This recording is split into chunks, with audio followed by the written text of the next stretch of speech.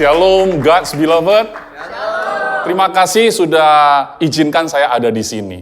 Dan setiap kali saya kalau ke sini, Bapak Ibu, saya selalu merasa seperti di rumah sendiri. Tidak pernah merasa asing gitu loh. Walaupun secara jumlah orang-orang yang hadir sekarang kayaknya lumayan banyak yang belum kenal saya kayaknya.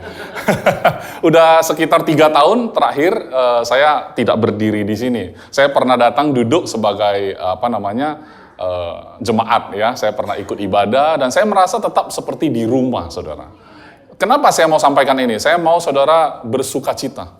Merasa saudara berada di rumah yang tepat.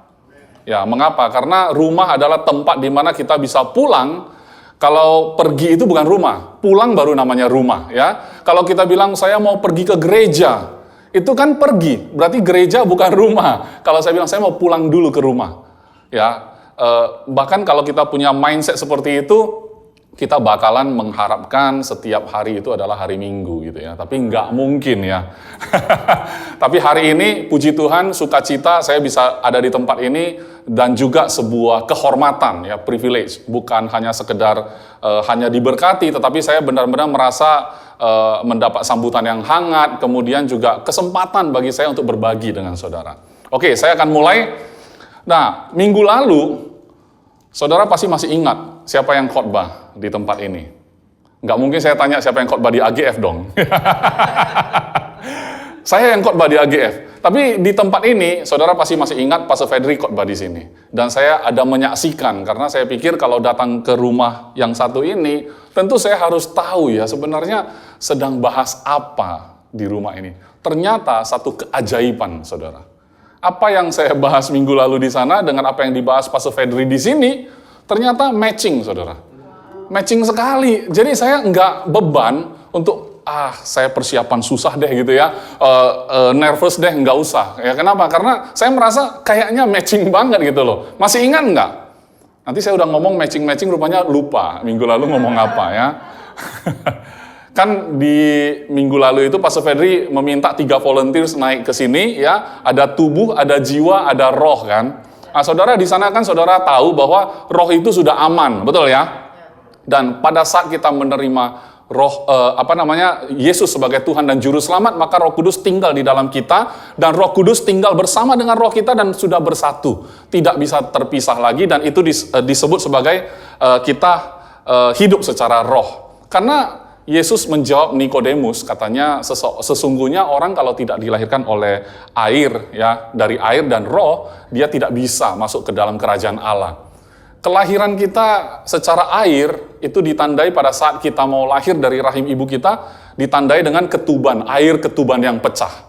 Itu adalah kelahiran kita yang pertama, saudara. Kelahiran secara jasmani. Tetapi kelahiran secara roh tadi itu adalah tidak ada cara lain selain kita menerima Yesus sebagai Tuhan kita dan Juru Selamat kita. Kenapa? Pada saat dia di atas kayu salib, dia serahkan nyawanya, dia serahkan rohnya bagi kita. Amin. Dan dia naik ke surga supaya rohnya bisa turun dan tinggal kekal bersama kita. Amin. Dan dengan demikian maka roh kita sudah aman. Amin nggak? Amin. Memang kemarin kan khotbahnya begitu. Yes. Saya bukan khotbah baru ini khotbah yang kemarin. Nah, itu roh sudah aman, saudara. Saudara bisa nggak merasa rohnya sudah aman tapi hidup belum aman? Jujur saja. Kalau roh sudah aman tapi hidup masih merasa belum aman, itu wajar. Mengapa? Karena jiwa tidak langsung berubah, kata Pastor Fedri. Dan tubuh apalagi tubuh gitu ya. Tubuh nggak langsung berubah juga gitu loh. Apalagi dia harus gym dulu kayak Joel kan harus gym dulu baru bagus badannya, ya terjadi perubahan, transformasi. Tapi sebenarnya kita puji Tuhan. Roh kita aman, sudah sempurna juga. Jiwa kita nggak sempurna, tubuh kita bahkan tidak bisa sempurna-sempurna amat. Tapi saya sangat bersyukur, pesan ini sangat matching karena 2 minggu yang lalu, Pastor Paul itu datang ke Medan dan kita mengadakan Bible Camp. Dan Bible Camp itu materinya tetap Grace Academy yang biasa dia bawakan. Nah di sana sekali lagi kita dibukakan seperti ada pola di dalam Alkitab. Kita bersyukur bahwa di Alkitab itu menjelaskan panjang lebar pun tetap saja polanya berulang, saudara. Nah, sesuatu yang berulang itu yang saya paling demen. Mengapa? Karena kalau berulang itu menjadi lebih mudah, lebih sederhana. Tuhan ingin kita itu mempelajarinya secara intelektual pun kita dapat pola, secara sederhana pun kita lihat itu pola juga. Jadi mau pinter juga akan kena, mau tidak pinter juga akan kena. Kenapa? Karena memang itu begitu-begitu terus gitu loh. Itu yang saya mau sampaikan. Hari ini saya akan membawakan 2 kisah di Alkitab, dan ada 2 Adam yang saya mau bawa ke panggung ini. Tapi nggak pakai ilustrasi lagi lah, saya cuma bahas saja ya. Nah, kenapa saya mau membahas 2 Adam, saudara? Supaya saudara tidak perlu menjadi Adam ketiga. Ya, ya. Adam pertama, saudara sudah tahu, Adam yang diciptakan oleh Tuhan. Adam kedua, saudara tahu juga, karena ini GBC. Bukan gereja lain, ini GBC. Adam kedua pasti Kristus, ya kan? Nah, 2 Adam. Dan di sana ada pola yang kita bisa lihat, dan kenapa saya katakan saya senang sesuatu yang berulang dan menjadi pola, itu membuat kita mudah, karena sebenarnya Tuhan tidak mau hidup kita rumit, saudara. Amen. Cuman manusia itu suka rumit supaya kelihatan pintar. Terlalu sederhana, kurang puas. Masa cuman begitu? Iya kan? Kalau kita terima Yesus, dosanya diampuni, terlalu simple. Pengen nambah-nambah juga ya, supaya lebih kelihatan kudus ya, lebih kelihatan ada perubahan dalam hidup kita. Ya setelah terima Yesus saya berubah gitu kan. Nah akhirnya kita mencari tahu apa lagi yang harus saya lakukan. Ternyata nggak ada lagi misalnya. Begitu kita tahu nggak ada lagi, lah cuman segitu. Kayaknya kurang mantap gitu ya. Lagi mau cari lagi apa lagi yang lebih rumit gitu kan. Dan Tuhan mau hidup kita itu sebenarnya sederhana. Oke, apa yang disebut pola? Nah waktu itu Pastor Paul mengingatkan bahwa sebenarnya roh aman ya, tubuh itu nggak berubah apa-apa ya setelah terima Yesus ya seperti itu. Nah, jiwa ini di dalamnya ada 5 elemen, saudara. Ini yang saya dapat dari Grace Academy. Yang pertama, di dalam jiwa kita ada namanya memori, ingatan. Nah, disitulah tersimpan banyak informasi, di situ tersimpan banyak pengalaman di masa lalu, di situ juga tersimpan omongan orang, ya, yang menyakitkan hati itu masuk ke dalam memori. Kadang-kadang susah dihapus. Memori susah dihapus. Kalau mau diformat ulang namanya lahir baru kan. Tapi di format ulang yang lahir baru rohnya. Jiwanya masih ada di sana. Apakah kamu terima Yesus sudah lupa kemarin kata orang? Oh masih ingat gitu ya. Masih ingat gitu kan. Nah itu ingatan atau memori. Yang kedua intelek. Intelek itu yang kita sebut IQ atau apa ya. Tapi itu tempat di mana kita itu memproses data, membuat pertimbangan, perhitungan, ya kan? Kita mengkaji setiap ada sesuatu informasi datang, kita kaji itu, proses. Itu dalam intelek kita. Dan itu pemberian siapa? Tuhan yang berikan kepada kita kemampuan itu sebenarnya. Tetapi gara-gara itu kita banyak sekali mengalami kerugian, mengalami habis waktu, ya. Karena terlalu pintar tadi, ya kan? Tapi sebenarnya kalau kita tahu, kita mengalami perubahan, ya kan? Maka itu bisa membantu kita, sangat-sangat membantu. Ini kalau saudara paham khotbah hari ini, saudara, tidak ada lagi sejarahnya saudara akan baca firman Tuhan sulit. Tidak ada lagi sejarahnya kalau saudara nanti akan baca firman Tuhan, kayaknya ini bukan untuk aku. Terus kenapa orang yang duduk di gereja yang sama, ya kan, dengerin khotbah yang sama, ayatnya juga sama, tapi kok hasilnya beda gitu ya. Hasil dalam artian hidupnya ada yang berubah, ada yang tidak, ada yang lama berubah. Ada yang sama sekali keluar. Mengapa? Karena nggak paham prosesnya. Bukan nggak paham sih, nggak nyadar. Nggak menyadari. Oleh sebab itu, kenapa kita perlu duduk mendengarkan firman Tuhan. Amin. Nah, itu yang kedua, intelek. Yang ketiga, imajinasi. Di situ terletak kita itu menghayal, ya kan? Kita membayangkan sesuatu yang dulu pernah terjadi. Jadi kita recall dari memori, kita hayalkan lagi. Kalau kemarin itu kejadiannya kayak gitu, saya kalau tidak melakukan yang cara kemarin, tapi saya coba cara ini, gimana ya kira-kira? Padahal sudah lewat ya, sudah lewat kita renungkan lagi. Nah itu masuk ke imajinasi. Imajinasi kita itu bisa kreatif, saudara. Kreatif sekali. Ada yang imajinasinya bagus, ada yang sangat parah sekali imajinasinya. Hal-hal yang tidak mungkin terjadi pun, ya, kalau sudah namanya imajinasi, itu menimbulkan satu emosi. Karena hal berikutnya adalah emosi. Emosi itu disitulah letaknya kita merasa sesuatu. Kalau kata orang Medan kan, setelah ku ingat-ingat, ku timbang-timbang, ya kan? Nggak betul ini kawan, ya kan? Emosi awak nengoknya, katanya. Bahasa Medan. Saya merasa dibodohin kemarin. Akhirnya saya dendam gitu ya.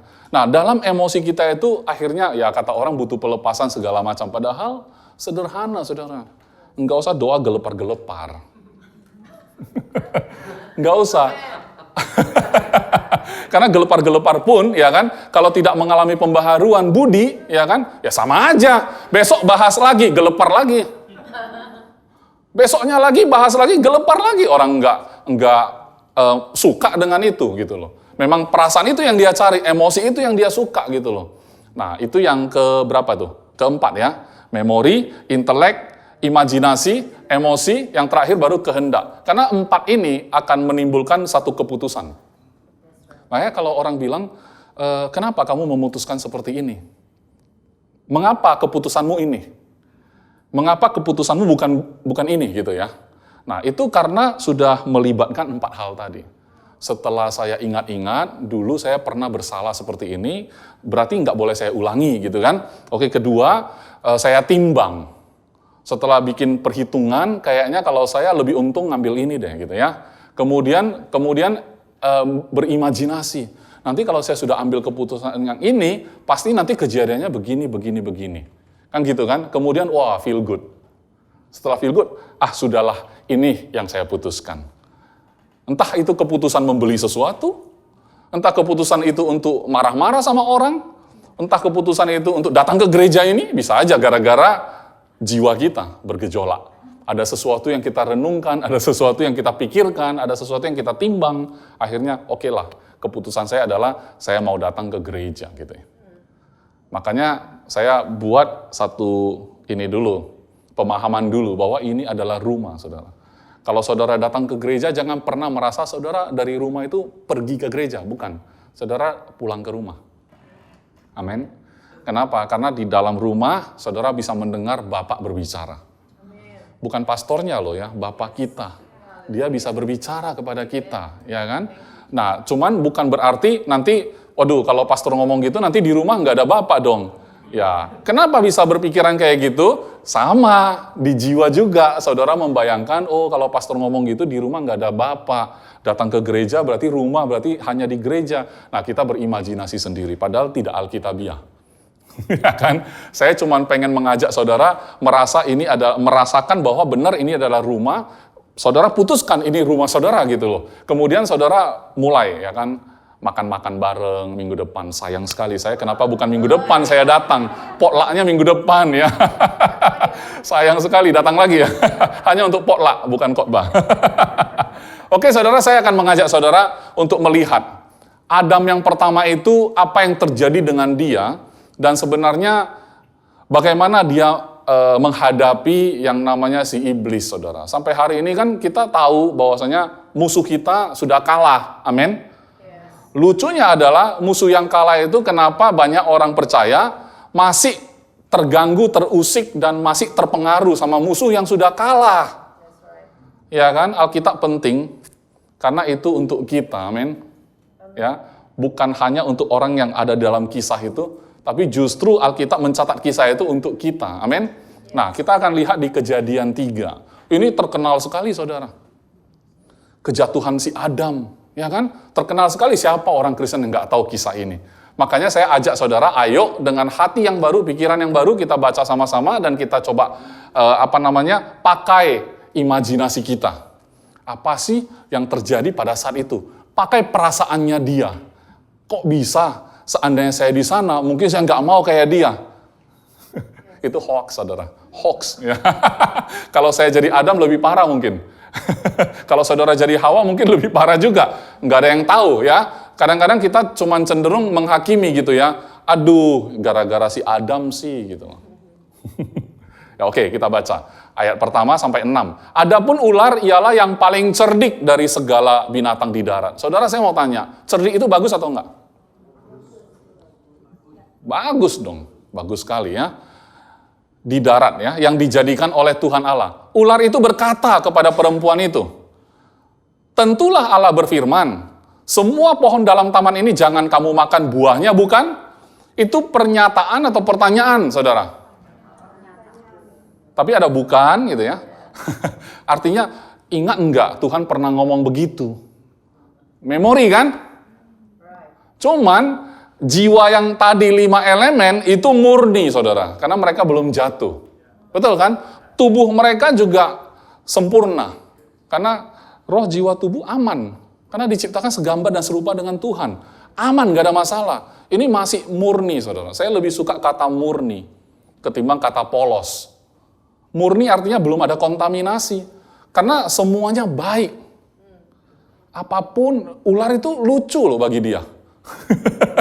Bukan kayak kita bayangkan ular bahaya. Nggak ada. Zaman itu pasti nggak ada yang bahaya. Pasti aman semua. Ular masih lucu kelihatannya. Bicara sama dia, dia bicara sama dia. Ya nggak ada masalah, ya kan? Kemudian, itu berarti memori, diingatkan. Pernah nggak Tuhan bicara seperti ini? Ya pasti kan, ayat 2. Lalu sahut perempuan itu kepada ular itu. Lalu sahut perempuan itu kepada ular itu.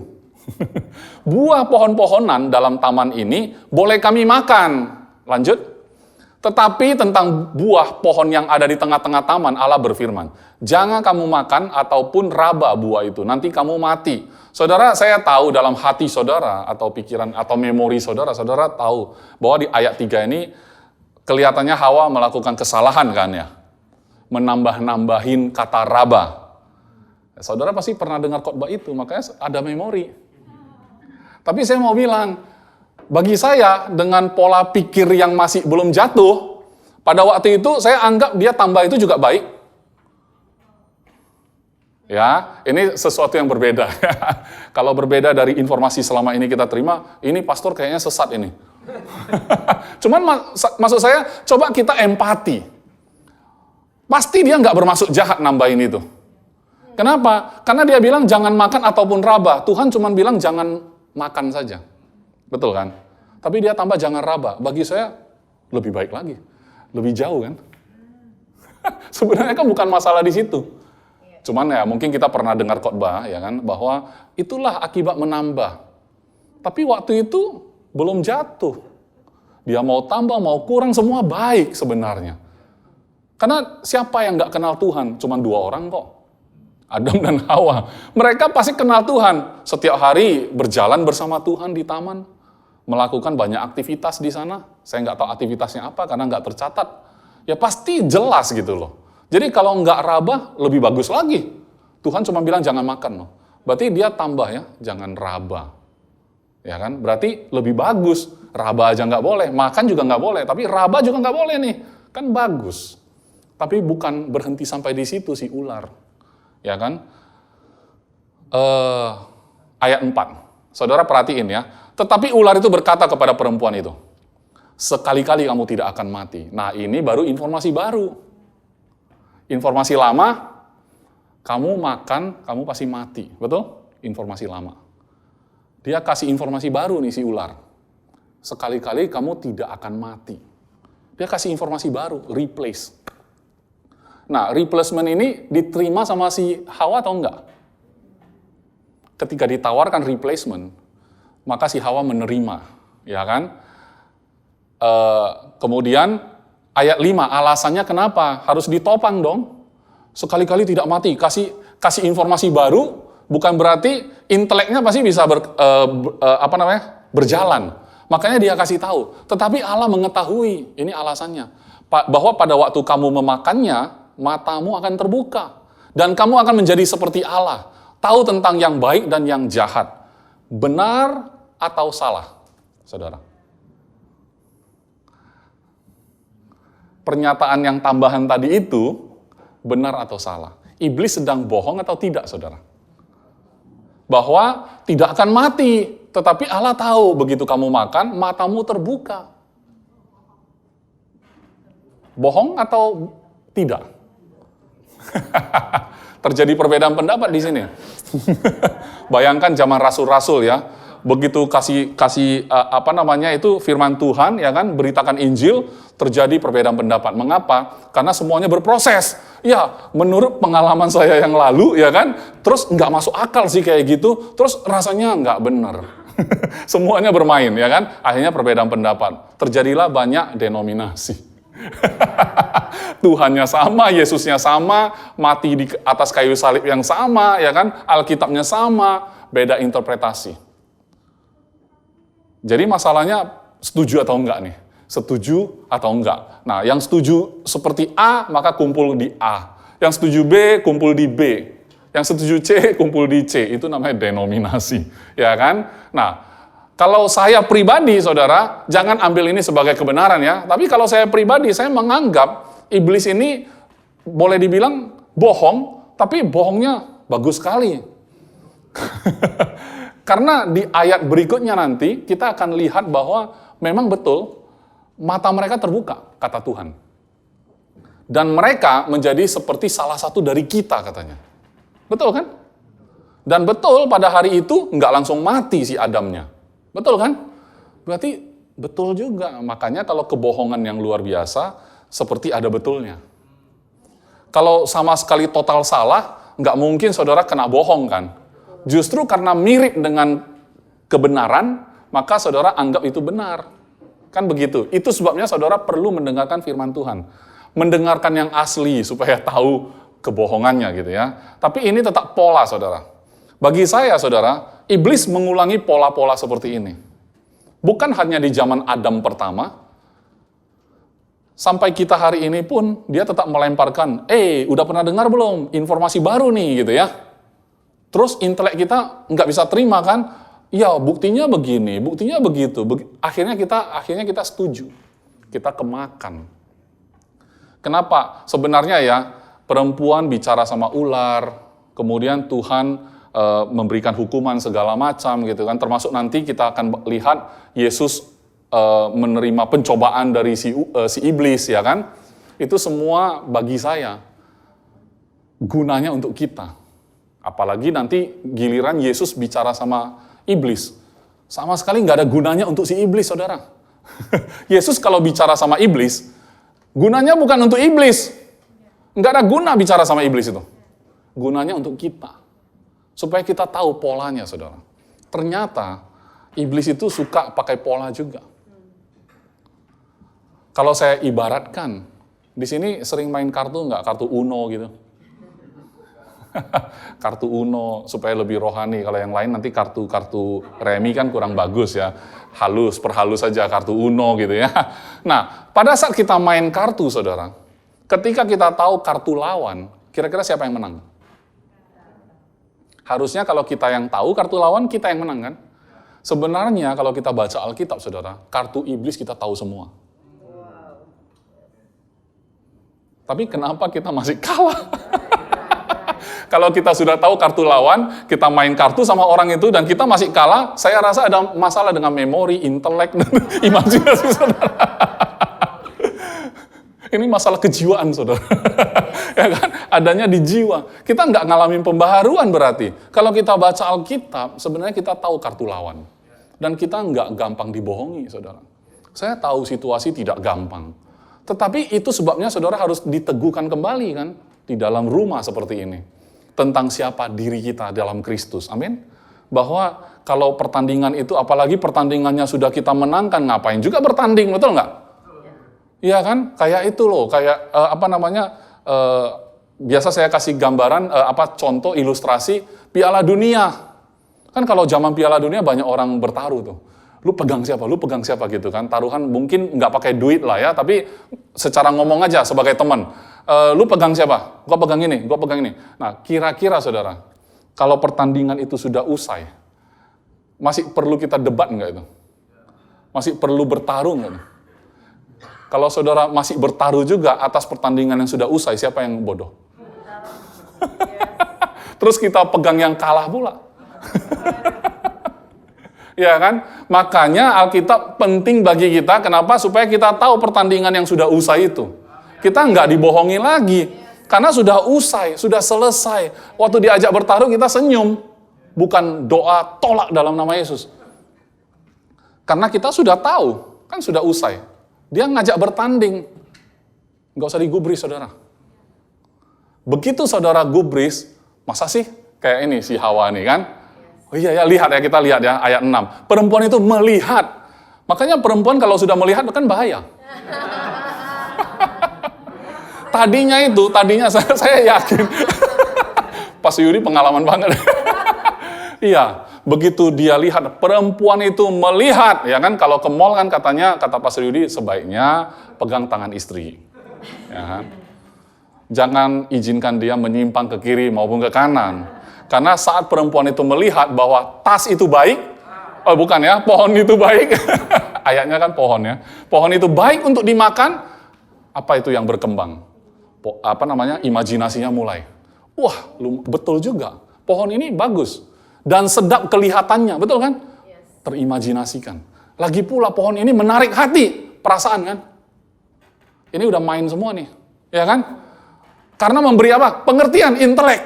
Waduh, ini dapat semua nih. Ternyata dari kisah itu saja, kita sudah tahu jiwa kita itu dipermainkan. Dari sini saja kita sudah tahu. Ternyata dari Taman Eden saja, polanya iblis kayak gitu. Dia coba mempengaruhi dari segala sisi. Tapi jiwa. Makanya battle-nya itu, pertarungannya itu bukan di roh. Roh aman. Pertarungannya di jiwa. Pola pikir kita, perasaan kita. Iya kan? Memori-memori kita. Kalau tubuh gampang sekali, saudara. Tubuh itu cuma mengeksekusi kehendak dari jiwa. Kalau kita rasanya pengen makan, tubuh tinggal eksekusi kan? Tinggal makan dia. Dia nggak masalah. Tubuh ini sebenarnya nggak banyak masalah. Yang masalah itu, cuman kita gabungkan jiwa dan tubuh yang belum berubah, kita sebut kedagingan. Kan gitu. Ketika jiwa ini sudah berubah dan kita cenderung ke arah roh tadi, maka kita sebut rohani. Orang ini rohani sekali gitu ya. Karena dia sudah mengalami perubahan. Tapi kalau kita nggak ada rohnya nggak hidup, nggak terima Yesus, ya kan, pola pikir dia itu cari duit, cari makan, cari duit, cari makan, cari teman gitu ya. Supaya happy hidupnya, tubuhnya terpelihara segala macam, nah itu kita sebut kedagingan gitu ya. Nggak ada rohaninya orang ini. Tapi lucunya adalah orang Kristen yang notabene harusnya seperti sini, ya, karena ada roh yang hidup, jiwanya harusnya mengalami pembaharuan, tapi dia bergumul lebih parah dari orang dunia. Kenapa? Karena kemakan. Dan orang-orang dunia yang melatih jiwanya tanpa rohnya hidup, karena dia nggak terima Yesus. Memetik manfaat, saudara. Itu aja memetik manfaat. Apalagi kita anak Tuhan, kita nggak petik manfaat dari sini. Kita punya firman Tuhan. Kita harusnya replace informasi dari dunia dengan informasi dari Alkitab. Replacement kan. Kembali lagi replacement. Kemudian apa? Lalu ia mengambil dari buahnya. Eksekusi. Ambil ya. Dan dimakannya. Dan diberikannya kepada suaminya yang bersama-sama dengan dia. Berarti dari tadi suaminya di situ. Ya kan? Dan suaminya pun memakannya. Tahu nggak kenapa mereka makan? Karena memang baik. Semuanya baik, saudara. Kalau ular bicara, baik juga. Ular itu cerdik, baik. Semuanya baik. Buah pohon pengetahuan baik dan jahat juga baik kelihatan. Semua pasti baik, karena nggak ada yang jahat. Sampai dia makan baru tahu baik dan jahat. Kalau dia nggak makan, pohon itu tetap baik. Cuman kan Tuhan sudah pesan, nggak boleh makan. Cuman itu. Semua boleh, saudara. Saya mau tanya, saudara, kira-kira pada saat dia di-challenge untuk terima, memakan buah ini, posisinya itu kekurangan, kelaparan, atau apa? Apa ada sesuatu lagi yang kurang? Emangnya dia belum seperti Tuhan sebelum makan? Sudah belum, saudara? Sudah juga. Apa dia dari posisi kurang waktu dia terima challenge ini? Justru posisinya bagi saya berkelimpahan. Kenapa? Karena semua pohon di taman ini boleh kau makan buahnya. Cuman satu yang nggak boleh. Harusnya kan berkelimpahan. Posisi berkelimpahan pun bisa jatuh, saudara. Karena kejatuhan ini saya cuma simpulkan satu kata, tidak taat saja. Ketidaktaatan. Gara-gara ketidaktaatan, maka maut masuk ke dunia. Ketidaktaatan berapa orang? Satu saja. Makanya saya mau ambil ini sebagai contoh supaya kita nanti bandingkan dengan Adam yang kedua. Apa sih yang terjadi gitu ya? Apa sih yang terjadi dengan kisah itu gitu ya? Cuman sebelumnya coba kita lihat Kejadian 2. Ini untuk mempertegas saja Kejadian 2 ayat 9 ya. Lalu Tuhan Allah menumbuhkan berbagai pohon dari bumi yang menarik. Bagus juga kan? Apa kurang menarik? Yang lain? Yang lain juga menarik.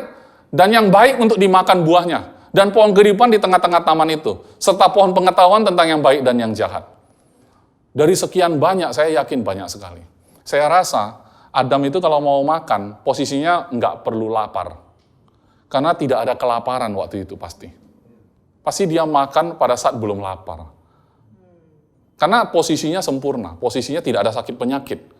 Posisinya semua baik. Ya kan, hewan bisa diperintahkan mungkin ya. Tolong ambilkan apel untuk saya. Singanya pergi ke sana, lompat ambil apel, kasih ke dia. Mungkin begitu seimbangnya alam itu kan gitu ya. Itu yang mungkin digambarkan oleh keyakinan lain. Pengen menciptakan bumi seperti itu lagi, ya kan? Makanya ada banyak slogan, ya kan? Dunia ini sebenarnya kan makhluk hidup semuanya juga harus punya hak untuk hidup gitu ya. Jadi harus jadi keluarga. Dengan singa berkeluarga, ya kan? Ini ya keluarga juga, kucing, ya semuanya jadi keluarga. Ya, penyayang binatang gitu ya. Nggak salah sih, mungkin mereka pengen menghadirkan Taman Eden ke sini. Kalau saya mau menghadirkan surga di bumi seperti di surga. Saya nggak mau menghadirkan Taman Eden di sini, nggak mau. Karena kayaknya saya mau tapi singa nggak mau. Gimana dong? Ya kan? Karena nggak mungkin lagi gitu ya. Nah, cuman saya mau kasih gambaran adalah seperti itu. Posisinya lengkap, posisinya sempurna, posisinya tidak berkekurangan. Dia terima challenge seperti itu. Seolah-olah waktu dia belum makan pohon itu memang belum seperti Tuhan. Memang matanya belum terbuka. Tapi mengapa ada statement sesungguhnya manusia itu telah menjadi seperti salah satu dari kita. Tuhan berbicara pada diri dia sendiri. Saya pribadi meyakini, saya nggak tahu teologisnya seperti apa, kan kita yakin Tuhan itu Allah Bapa, Anak, dan Roh Kudus. Ya kan? Dan kemudian salah satu dari kita itu siapa? Saya yakin itu pribadi Yesus. Mengapa? Karena Yesus menjadi Adam kedua. Pasti Yesus lahir dari air dan roh juga. Karena dia harus lahir dari seorang perempuan. Jadi manusia, tahu baik dan jahat. Betul kan? Kalau Allah Bapa kan semua baik. Iya kan? Semuanya baik. Kalau Roh Kudus kan, ya kita tahu. Tapi hanya Yesus yang punya kesempatan, pribadi anak ini yang punya kesempatan merasakan bagaimana jadi manusia. Dengan tahu baik dan jahat, dia masih bisa milih mau taat atau enggak. Makanya dia disebut Adam kedua. Bapak tidak pernah disebut sebagai Adam kedua karena nggak pernah. Makanya saat di Taman Eden ketika Tuhan berbicara pada dirinya, sesungguhnya manusia telah menjadi sama seperti salah satu dari kita, bagi saya itu signifikan. Berarti Yesus sudah selesai di sana. Betul kan? Berarti Yesus sudah selesai kisahnya, walaupun masih baru di Taman Eden. Betul kan? Karena Adam yang makan itu telah menjadi seperti salah satu dari kita katanya. Berarti pribadi Yesus itu yang sudah jadi manusia, sudah mati, tahu baik dan jahat, dia selesaikan dengan taat, sudah selesai juga. Di Taman Eden saja sudah jelasin itu. Amin? Oke, berikutnya kita akan masuk ke Matius. Matius 4. Nggak apa-apa, ini kita skip aja. Matius 4 ayat 1-4. Nah, ini Adam kedua, saudara. Maka Yesus dibawa oleh Roh. Dia bukan kehendak sendiri saat dia jadi manusia ke padang gurun untuk dicobai iblis. Ya, saudara nggak perlu jadi Adam ketiga, ya. Saudara nggak perlu minta juga Roh Kudus, tolong bawa saya ke padang gurun biar saya dicobai, ya kan? Saya sudah tahu Alkitab, sudah ada memori, saya pasti mengalami kemenangan. Nggak usah, saudara. Ya, ayat 2. Dan setelah berpuasa 40 hari dan 40 malam, akhirnya laparlah Yesus. Saudara, kali ini challenge yang diterima oleh Adam kedua kita, our hero ya. Ini posisinya lapar, beda sama yang Adam pertama. Ya kan? Challenge-nya soal makanan juga. Saudara sadar nggak? Dan ini valid. Kalau challenge yang begini valid. Kalau challenge yang di Taman Eden nggak valid sebenarnya. Kan lu nggak ada kekurangan. Lu di-challenge dari posisi berkelimpahan. Kok jatuh juga? Kalau ini punya alasan kuat untuk jatuh, saudara. Memang lapar kan? Kemudian ayat 3. Lalu datanglah si pencoba itu dan berkata kepadanya, jika engkau anak Allah, perintahkanlah supaya batu-batu ini menjadi roti. Ini permintaan atau challenge yang valid. Lu kan udah lapar, udah 40 hari nggak makan loh. Lapar banget ya kan? Jangankan batu, semuanya diubah jadi roti. Kalau kita jadi Yesus. Dan kalau kita mampu, kita ubah semua. Udah butuh banget gitu loh. Udah butuh banget. Tetapi saudara sadar nggak? Challenge ini bukan soal batu jadi roti. Saudara lihat satu pola di sini, saudara. Iblis suka melempar satu challenge dalam pikiran kita. Bukan soal, lu mampu nggak? Lu mampu nggak? Lu kan orang Kristen, lu mampu nggak overcome situasimu sekarang? Lu coba lihat tetangga sebelah lu, nggak ada Yesus. Hidup mereka bagus, melebihi hidupmu. Kalau lu hebat, lu buktikan dong. Itu kan iblis kan? Hati-hati. Bukan itu poin dia. Poinnya adalah, jika engkau anak Allah. Yang dia challenge adalah, siapa kamu? Kalau kamu bilang kamu adalah anak Allah dalam Kristus, buktinya lu masih sakit. Jika engkau anak Allah, buktinya lu masih kekurangan. Nah, itu kita renungkan dalam jiwa. Memori. Kita cari memori. Betul sih. Kita memang dari latar belakang susah. Oke. Intelek, setelah dipertimbangkan, memang nggak ada modal. Iya kan? Terus apalagi? Imajinasi. Namanya nggak ada modal, memang sih bisa sih buka mulut aja, cari investor. Tapi kan imajinasi kan, bagaimana kalau ditolak ya? Bagaimana kalau mereka say no ya? Bagaimana kalau ini ya? Bagaimana kalau itu ya? Katakanlah mereka sudah say yes, tapi ternyata aku nggak mampu. Akhirnya keputusannya apa? Karena feel tidak good kan? Akhirnya keputusannya tidak jadi deh. Makanya saya bilang, ketika kita dibohongin di dalam 5 elemen jiwa kita ini, maka kita akan cenderung mengalami kerugian, saudara. Tapi kerugian yang tidak kita sadari. Mengapa? Karena kita pasti menganggap itu alamiah. Iya sih, alamiah gitu loh. Padahal orang-orang di luar sana, tanpa Kristus, mereka melatih jiwa mereka. Walaupun saya tahu saya nggak punya modal, tapi saya yakin di dunia ini kalau ada niat, pasti bisa. Cuman kayak gitu loh. Cuman bermodalkan kayak gitu. Mengapa? Karena saya melihat, memori lagi, zaman dulu orang yang konglomerat itu juga nggak ada apa-apa. Tapi karena dia punya niat dan tekad, dia cari jalan, kan bisa. Maka dia pun lakukan. Dan akhirnya kemenangan demi kemenangan mereka raih, dan akhirnya mereka sukses gitu. Tanpa Kristus, saudara. Tapi kita bukan mau jadi seperti itu. Maksud saya adalah pasokan informasi yang kita terima apa? Yang kita makan itu apa? Sebenarnya kalau Yesus termakan, jika engkau anak Allah, perintahkanlah supaya batu-batu ini menjadi roti. Yesus pasti bisa, kalau mau. Pertanyaan saya, Yesus lakukan enggak? Kalau tidak, kenapa kamu terganggu ketika si musuh itu melemparkan keraguan? Betul kan? Yesus saja enggak membuktikan. Ketika iblis minta kita buktikan, ya kan? Kalau saya sih, misalnya saya ada masalah, situasi saya kurang baik, ya, iblis mungkin coba bicara sama saya. Iskandar, jika engkau anak Allah, saya langsung tempeleng. Ya, saya anak Allah. Udah stop sampai di situ. Iya kan? Kenapa? Iblis itu nggak usah diajak ngomong. Coba kita lihat berikutnya, ayat 4.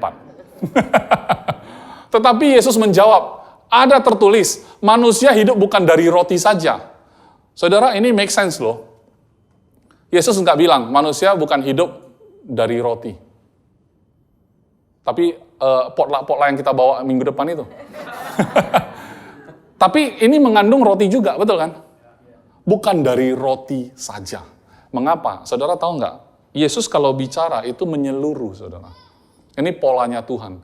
Kalau dia menjawab kita, dia menjawab keseluruhan. Makanya kita kalau minta sesuatu, itu kecil, saudara. Yang kita minta itu sebenarnya kecil.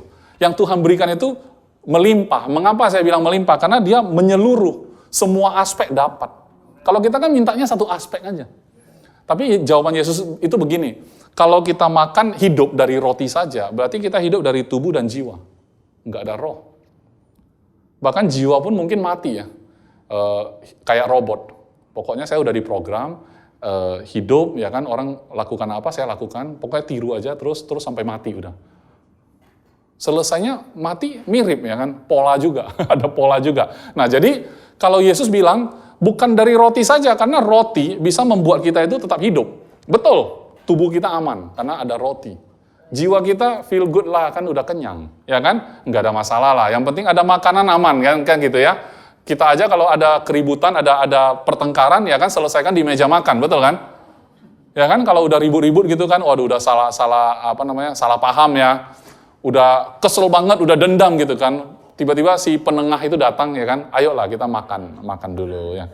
Begitu makan, minum, ya kan, udah agak lega gitu, emosinya reda gitu ya. Mudah-mudahan masalahnya terselesaikan, kan gitu ya. Tapi Yesus bilang bukan dari roti saja, tetapi setiap firman yang keluar dari mulut Allah. Bagi saya ini sangat penting, saudara. Firman yang keluar dari mulut Allah, itu yang harusnya menjadi makanan kita, orang percaya. Mengapa? Karena jiwa kita itu, saat memorinya dipenuhi dengan firman Tuhan, saat yang kita renungkan dan kita timbang adalah firman Tuhan, yang kita imajinasikan juga firman Tuhan, yang kita rasakan itu firman Tuhan itu jadi nyata. Akhirnya kita memutuskan. Saudara tahu nggak bedanya? Kalau di bawah hukum Taurat, saudara, ketika saudara hanya sampai di jiwa, tubuh belum eksekusi, itu belum dihukum, saudara. Belum hitung dosanya. Betul kan? Saat kita sudah pikirannya dosa nih, udah pikiran dosa, tapi belum dilakukan, itu belum bisa dihukum di bawah hukum Taurat. Tapi Yesus datang. Yesus mengatakan, saat kamu membenci saudaramu, benci itu nggak usah nonjok kan, saudara. Tubuh nggak usah eksekusi loh. Cuma benci itu bisa pakai senyum kan? Betul nggak? Bisa. Nah, kalau udah tunggulah ya nanti kapan. Nah, itu udah benci, saudara. Kata Yesus itu sudah membunuh saudara. Berarti apa yang terjadi di jiwa bagi Tuhan itu sudah terjadi. Nggak ada beda. Kamu mikir dengan kamu lakukan, itu nggak ada beda. Itu sebabnya, itu contoh yang negatif. Saya mau ambil kebenaran ini menjadi yang positif. Artinya apa? Artinya, saat kamu mendengar firman Tuhan, walaupun belum terjadi reaksi di tubuh, itu sudah hitung, saudara. Sama kan? Makanya ada banyak orang hanya duduk di gereja saja dengar firman Tuhan saja belum ngapa-ngapain sudah diberkati banget. Itu penyebabnya. Mengapa? Karena nggak perlu dibuktikan. Yesus nggak pernah buktikan. Oke, aku memang lapar. Oke, batu jadi roti kecil. Oke, ubah. Dia nggak lakukan, saudara.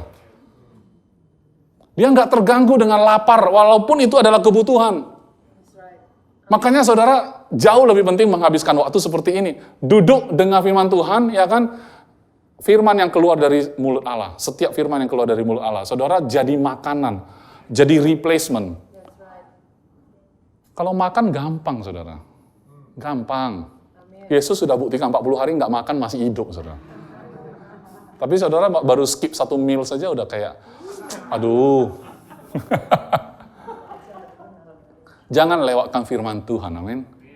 Saat saudara penuhi memori, cara kerja memori kan saya udah sering kali sih ngomong sih.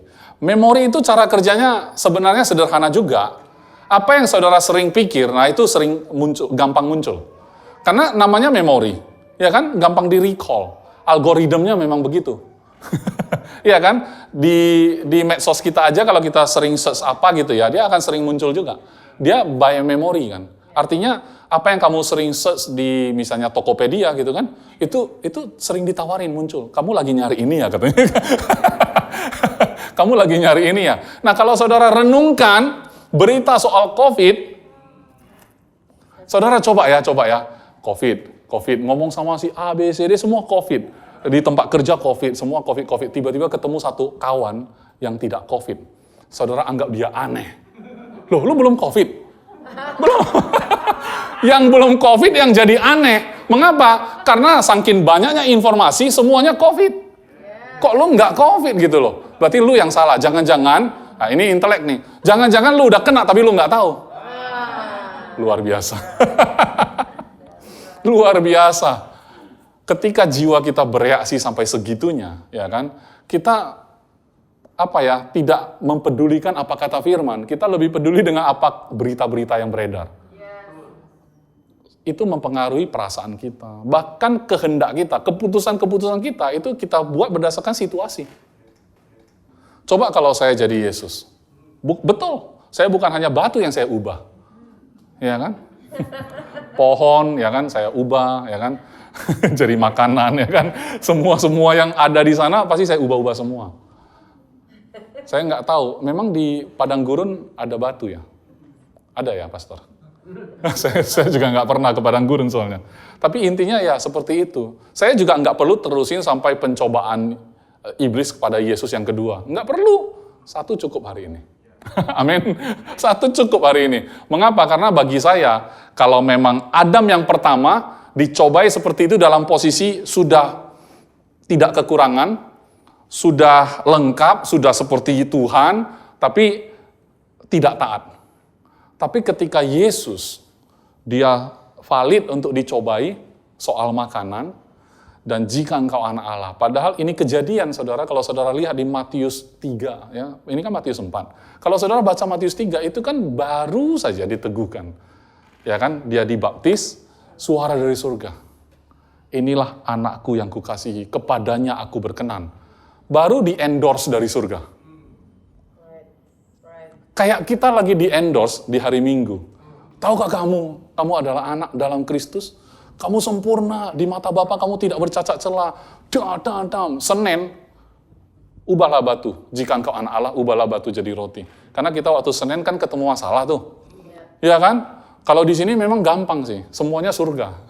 Lihat kawan-kawan semua surga, ya puji Tuhan, ya iya. Sampai di kantor kan mereka bukan anak Tuhan kan, mereka kawan-kawan kita, ya kan. Dan kemudian kita mulai ada masalah dengan atasan segala macam. Jika engkau anak Allah, beresin masalah ini. Saudara jangan bicara sama iblis. Yesus menjawab seperti ini kepada iblis. Gunanya bukan untuk si iblis, untuk kita. Nggak ada guna untuk iblis, nggak ketolong lagi iblis itu. Jangan injilin si iblis. Jangan diinjilin si iblis. Soalnya saya lihat ada orang yang mulai ngajar ya, kalau orang kerasukan, setan gitu ya, setannya diinjilin. Apaan saya pikir? Setan nggak usah diajak bicara, saudara. Makanya saya bilang, ingat ya, jika engkau anak Allah, langsung tempeleng. Aku memang anak Allah. Maka stop. Saya nggak mau dengar lagi. Saya memang anak Allah. Karena Yesus pun tidak perlu membuktikan bahwa dia anak Allah dengan jalan terima challenge dari setan. Setan nggak level sama kita. Iya kan? Dan pertandingan sudah usai. Dia sudah kalah. Dia cuma bisa ngomong, ya kalau kata orang dulu ya, surat kabar atau berita, ya kan? Berita yang muncul di Facebook, kalau katakanlah itu bukan bohong lah ya, itu benar misalnya, memang kejadian misalnya. Tapi tahu nggak saudara, itu kalau dimuat, sudah di-upload, sudah di-post, itu sudah kejadian. Artinya sudah basi, betul nggak? Tapi itu pun masih bisa membuat orang jatuh. Kenapa? Karena sesuatu yang basi, ya kan? Tapi dimakan juga. Betul nggak? Tapi siapa yang setuju? Firman Tuhan tidak pernah basi. Karena fresh. Untung ada gambar bahwa firman Tuhan itu ibarat mereka makan mana surgawi. Mana yang turun dari surga. Mereka cuma ambil, makan sedikit juga cukup, makan banyak juga enggak sampai begah. Betul kan? Makan dikit dia cukup, makan banyak juga enggak begah. Makan sepuasnya pokoknya. Enggak akan menimbulkan efek samping. Ya kan? Justru membuat kamu sehat. Membuat kamu hidup dengan baik gitu ya. Dengan berkelimpahan. Itu firman Tuhan, saudara. Tapi kalau berita apapun, walaupun baru kejadian 25 menit, udah basi, udah lewat kan. Tapi firman Tuhan kenapa enggak pernah basi? Karena dia menceritakan dari awal. Dan sekarang yang sedang kita jalani. Dan nanti akan jadi apa? Lengkap. Kalau memang ini lengkap, mengapa enggak jadi replacement bagi saudara? Mengapa bukan jadi pasokan informasi? Mengapa firman Tuhan bukan jadi pasokan informasi? Bukan itu yang kita renungkan siang malam.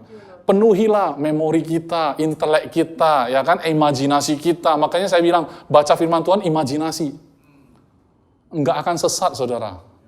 Percayalah, kalau saudara baca firman Tuhan, enggak bakal sesat. Kalau saudara tidak baca firman Tuhan, sudah pasti sesat. Kan kata orang, pastor, kan kalau baca firman itu harus tahu teologianya juga. Kalau enggak ada dasar teologis, nanti sesat gitu ya. Sesat-sesatnya tanpa kamu teologi, tapi yang kamu baca adalah Alkitab, kamu tidak akan sesat. Mengapa? Karena ada Roh Kudus.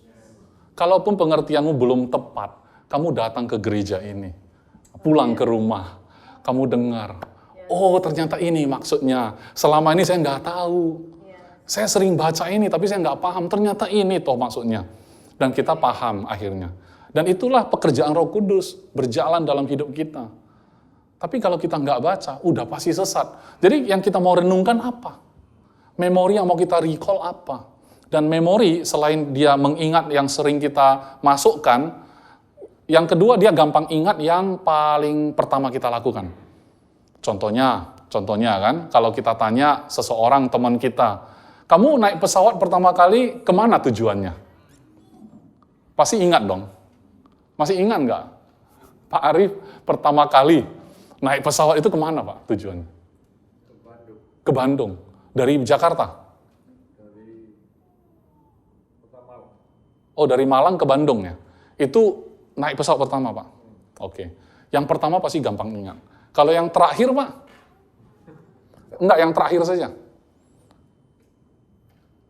Terakhir naik pesawat Jepang ya. Oke. Berarti yang pertama dan terakhir gampang ingat. Pak, yang ke-15 Pak? Kalau kita tanya kan, teman kita terakhir kamu makan tadi ada yang breakfast kan sebelum ke sini. Breakfastnya apa? Masih ingat karena baru terakhir kan gitu ya. Makanya saya tadi tanya, masih ingat nggak khotbah minggu lalu? Karena baru terakhir. Coba ingat nggak khotbah 3 minggu yang lalu?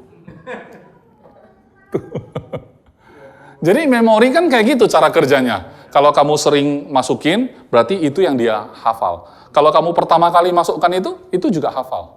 Yang terakhir juga, makanya make sure itu semua firman. Make sure itu semua firman. Tapi kalau terakhir ada replacement, berita dari Facebook, ya kan? Jimmy Lin kecelakaan. Aktor dari apa itu? Dari Taiwan ya kan, ganteng banget ya kan, udah umur berapa, masih muda gitu kan kelihatan. Accident dia, pakai mobil Tesla. Oke. Fotonya ada, kita share. Masuklah ke memori. Terakhir kamu terima foto kecelakaan kapan? Ada memori terakhir kan gitu. Tapi kalau saking banyaknya berita kecelakaan, ya kan? Kita menganggap kecelakaan normal. Kayak tadi COVID. Firman Tuhan mana? Waduh, keselip. Lupa itu kapan terakhir saya baca firman. Cuman COVID terakhir berapa angkanya kan gitu. Itu ingat semua. Makanya aneh ketika kita melihat orang yang tidak COVID, saking seringnya baca COVID. Kalau begitu, keputusan saudara. Mungkin terkesan tidak rohani, seperti jiwani. Tapi itulah pintu masuk firman Tuhan. Pintu masuk firman Tuhan bukan roh. Memang itu makanan untuk roh kita, tapi roh selalu aman, saudara. Yang nggak aman itu jiwa kita. Kalau tubuh kita taat saja. Mau dibawa kemana ya dia ikut. Iya kan? Kita perintahkan tubuh kita, oke, habis ini kita memberi persembahan. Oke, kita perintahkan aja. Dia akan memberi misalnya. Tapi kalau kita mikir-mikir, hari ini kayaknya saya nggak mau beri persembahan. Ya tubuh juga udah, nggak mau ya, oke, tahan. Gitu aja. Tubuh mah gampang. Itu kata Pastor Paul, saya setuju. Pastor Paul bilang, tubuh itu paling gampang. Dia nurut aja gitu loh. Masalahnya, siapa yang perintah dia? Jiwa ini. Dengan segala proses-proses yang selalu terjadi, saudara. Saudara diberkati? Amin. Mulai hari ini, saat saudara baca firman, gunakan seluruh elemen di jiwa itu, saudara. Izinkan memori saudara hanya dipenuhi dengan firman Tuhan, ya kan? Boleh roti, tapi bukan roti saja. Melainkan setiap firman yang keluar dari mulut Allah. Proceeding word, ya. Kata-kata yang sedang keluar dari mulut Allah. Karena itu akan selalu baru bagi kita, dan bagi kita itu adalah sumber kekuatan kita. Percuma kalau hanya pakai roti. Kita nggak ada beda dengan orang dunia. Mereka juga makan roti, mereka juga akan sibuk mengubah batu jadi roti. Saudara bahkan tidak perlu lakukan itu, walaupun saudara bisa. Karena untuk membuktikan saudara anak Tuhan, anak Allah, tidak perlu lakukan itu, saudara. Oleh sebab itu, iman saudara, oh iya, saya mau nutup dengan Roma, ya, masih ada satu. Ini saya tutup, karena ini adalah kesimpulan dari perbandingan Adam pertama dan Adam kedua. Roma 5 ayat 12. Sebab itu sama seperti dosa, telah masuk ke dalam dunia oleh satu orang, dan oleh dosa itu juga maut, demikianlah maut itu telah menjalar kepada semua orang. Karena semua orang telah berbuat dosa. Sebab sebelum hukum Taurat ada, telah ada dosa di dunia. Ya, karena mereka udah makan buah itu. Tetapi dosa itu tidak diperhitungkan kalau tidak ada hukum Taurat. Sungguh pun demikian, maut telah berkuasa dari zaman Adam sampai kepada zaman Musa, juga atas mereka. Yang tidak berbuat dosa dengan cara yang sama seperti yang telah dibuat oleh Adam, yang adalah gambaran dia yang akan datang. Adam juga gambaran yang akan datang. Tetapi karunia Allah tidaklah sama dengan pelanggaran Adam. Sebab jika karena pelanggaran satu orang, semua orang telah jatuh di dalam kuasa maut, jauh lebih besar lagi kasih karunia Allah dan karunia-Nya yang dilimpahkannya atas semua orang karena satu orang, yaitu Yesus Kristus. Dan kasih karunia tidak berimbangan dengan dosa satu orang. Sebab penghakiman atas satu pelanggaran itu telah mengakibatkan penghukuman. Tetapi penganugerahan karunia atas banyak pelanggaran itu mengakibatkan pembenaran. Berikutnya, sebab jika oleh dosa satu orang, maut telah berkuasa oleh satu orang itu, maka lebih benar lagi mereka yang telah menerima kelimpahan kasih karunia dan anugerah kebenaran akan hidup dan berkuasa oleh karena satu orang itu, yaitu Yesus Kristus. Sebab itu sama seperti oleh satu pelanggaran semua orang beroleh penghukuman, demikian pula oleh satu perbuatan kebenaran semua orang beroleh pembenaran untuk hidup. Jadi sama seperti oleh ketidaktaatan satu orang, semua orang telah menjadi orang berdosa. Demikian pula oleh ketaatan satu orang, semua orang menjadi orang benar. Saudara, saya undang kita semua bangkit berdiri. Kita akan melakukan perjamuan kudus. Bagi saya sebuah kehormatan ketika kita melakukan perjamuan kudus, saudara. Ini bagian dari kita membuat diri kita menjadi ingat. Kita mengimajinasikan, kita memperhitungkan, kita memutuskan bahwa memang hidupku itu bukan milikku. Identitasku itu bukan identitasku yang dulu. Memang identitasku itu adalah Yesus, karena dia bilang, perbuat ini menjadi peringatan akan aku. Remembrance, itu memori, saudara. Supaya di memori kita, betul ada Yesus. Dan itu adalah identitas kita. Oleh karena itu, saat kita mengambil perjamuan, kita jangan mengambilnya seolah-olah suatu ritual, sesuatu yang sudah biasa. Saya kalau datang ke GBC pasti perjamuan. Bukan seperti itu, saudara. Ini bukan soal GBC, tapi ini antara saudara dan Tuhan. Ini sangat personal, ini bicara soal identitasmu, saudara. Apa yang Yesus lakukan itu spesifik untukmu. Karena saya mau bilang, walaupun dosa ini, dunia ini cuma saudara satu orang yang berdosa, semua benar sekalipun. Kalau saudara memang satu orang saja di dunia yang berdosa, Yesus tetap turun untuk saudara. Sespesifik itu, sepersonal itu dia mengasihimu. Amin. Mari kita angkat roti di tangan kita. Tuhan Yesus, terima kasih buat tubuhmu yang sempurna. Kami sangat bersyukur karena Engkau bukan membayar kami dengan harta di dunia, tetapi Engkau menyerahkan tubuhmu sendiri yang sempurna, yang tidak bercacat celah itu. Kami bersyukur karena tubuh ini mengingatkan kita, mengingatkan kami semua, bahwa hidup kami bukan kami lagi. Kami sudah bersatu dengan Kristus.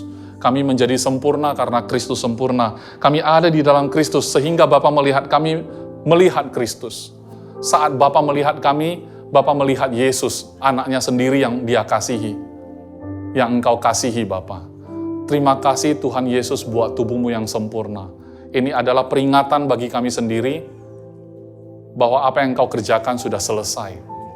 Dan kami tidak perlu lagi khawatir, bimbang, ragu, dan memikirkan soal masa depan kami, karena kami tahu, di masa lalu kami ada Engkau, di masa sekarang kami ada Engkau, di masa yang akan datang sampai kekal ada Engkau, dan Engkau segalanya bagi kami. Terima kasih, di dalam nama Tuhan Yesus makanlah tubuh Kristus.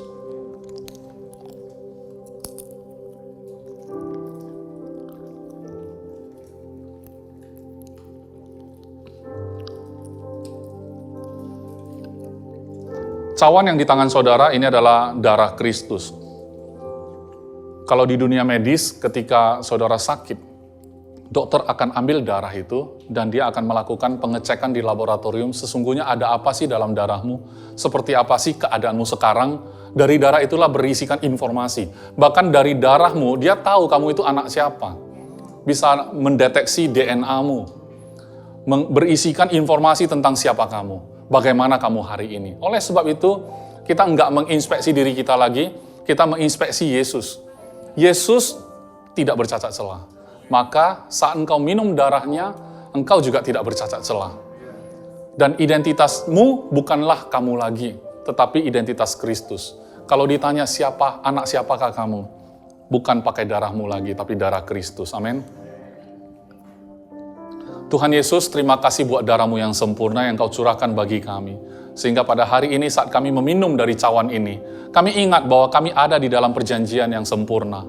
Perjanjian yang baru, yang dimateraikan oleh darah-Mu sendiri. Sehingga ini tidak bisa dibatalkan oleh apapun juga. Bahkan oleh ketidakpahaman kami, bahkan oleh kebodohan kami. Tidak bisa membatalkan. Bahwa kami sudah ada dalam perjanjian yang baru. Bahwa kami ada dalam Kristus, kami selama-lamanya adalah anak Allah. Dan kami sempurna di mata Bapa. Dan kami juga mendeklarasikan seperti apa Kristus itu, seperti itu juga kami pada saat ini. Di dalam Yesus tidak ada sakit penyakit. Di dalam Yesus tidak ada kelemahan. Dalam Yesus tidak ada cacat celah. Seperti itulah saudara dan saya.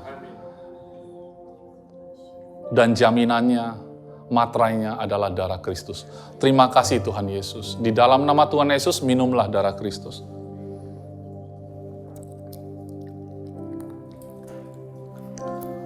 Saudara, hari ini saya diberikan kehormatan oleh Pastor Yudi, gembala di sini. Pastor, tutuplah ibadah hari ini. Pastor saja yang pimpin, tutup ibadah ini. Berikan doa berkat, berkati kami semua. Saya rindu, saya bersyukur, saya punya kesempatan seperti ini. Mari saudara angkat tangan wajahmu ke surga. Terima kasih Bapa. Engkau telah memberikan segalanya bagi kami. Tidak ada keraguan lagi. Apa yang kami butuhkan sudah lengkap dalam Kristus Yesus. Dan ini adalah kebenaran yang tidak bisa diganggu-gugat. Ini adalah sesuatu yang sudah final. Kami tidak perlu membuktikan kepada dunia. Kami tidak perlu membuktikan kepada siapapun. Bahkan kepada diri kami sendiri pun kami tidak perlu membuktikannya. Karena memang kami sudah menjadi anak Allah di dalam Yesus Kristus. Oleh sebab itu, keadaan jiwa kami, tubuh kami akan mengikuti kebenaran Kristus. Allah Bapa mengasihi saudara. Dia memberkati, melindungimu. Dia menyinari wajahnya kepadamu, kehidupanmu, sehingga damai sejahteranya selalu ada bagimu. Sehingga apapun yang kau lakukan, kemanapun kau pergi, engkau selalu akan menjadi berhasil, bukan karena kehebatanmu, tetapi kamu menyadari bahwasanya engkau ada di dalam Dia, tidak ada lagi yang kurang, semuanya lebih dari cukup. Saudara akan menjadi berkat kepada setiap orang yang saudara kenal, bahkan yang belum mengenal saudara pada hari ini.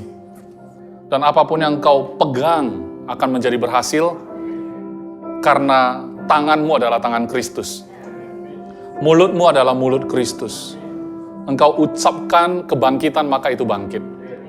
Engkau ucapkan berkat, maka akan diberkati. Tuhan memberkatimu, Tuhan melindungimu, Tuhan menyinari wajahnya kepadamu, memberimu damai sejahtera, kasih-Nya yang berlimpah, menyertai engkau sekarang sampai selama-lamanya. Roh-Nya yang kudus itu telah menghidupkan rohmu dan bersama-sama dengan rohmu sampai selama-lamanya. Semua yang sudah diberkati, sama-sama katakan, amin, amin. Tuhan Yesus memberkati.